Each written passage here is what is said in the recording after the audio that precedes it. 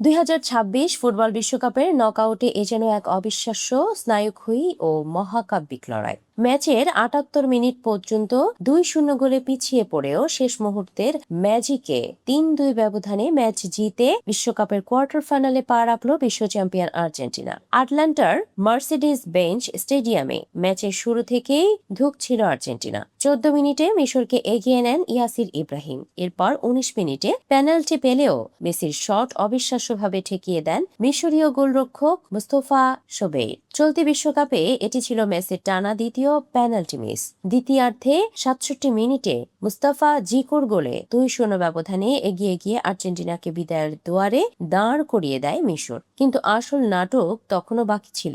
বিদায়ের ঠিক আগ মুহূর্তে 79 মিনিটে মেসির ক্রস থেকে ক্রিস্টিয়ানো রোমেরো এবং 83 মিনিটে স্বয়ং মেসির জাদুকরি গোলে 2-2 সমতায় ফেরে আলবিসেলেস্তেরা। এরপর অতিরিক্ত সময়ে এনজো ফার্নান্দেজের করা হেডে 3-2 গোলের অবিশ্বাস্য জয় নিশ্চিত করে আর্জেন্টিনা। তবে এই ম্যাচে পেনাল্টি মিস করে বিশ্বকাপের ইতিহাসে একই আসরে দুটি পেনাল্টি মিস করা প্রথম খেলোয়াড় হিসেবে এক অনাকাঙ্ক্ষিত লজ্জার রেকর্ড করেন মেসি। কিন্তু এর পরপরই 96 বছরের পুরনো এক কীর্তি ছুঁয়ে অনন্য ইতিহাসও গড়েন LM10। বিশ্বকাপের ইতিহাসে প্রথম খেলোয়াড় হিসেবে নকআউট পর্বে টানা 6 ম্যাচে এবং বিশ্বকাপে টানা 9 ম্যাচে গোল করার বিশ্ব রেকর্ড গড়লেন তিনি।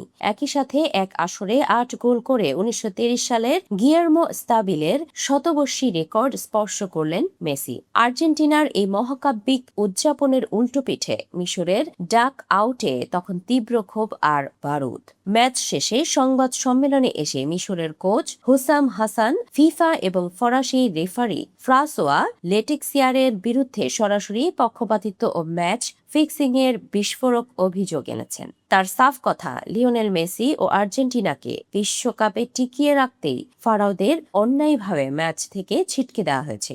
মিশরের একটি বৈধ গোল বাতিল, সালাহকে বক্সে ফাউল করার পরও VAR নীরব থাকা এবং আর্জেন্টিনার জয়সূচক গোলের আগে মার্ক আলিস্টারের ফাউল এড়িয়ে যাওয়ায় চরম ক্ষুব্ধ মিশর। ইতোমধ্যেই মিশর ফুটবল ফেডারেশনের সভাপতি হানি আবু রিদা রেফারিং এর বিরুদ্ধে ফিফার কাছে অফিসিয়ালি ম্যাচ ফিক্সিং এর লিখিত অভিযোগ জমা দিয়েছেন।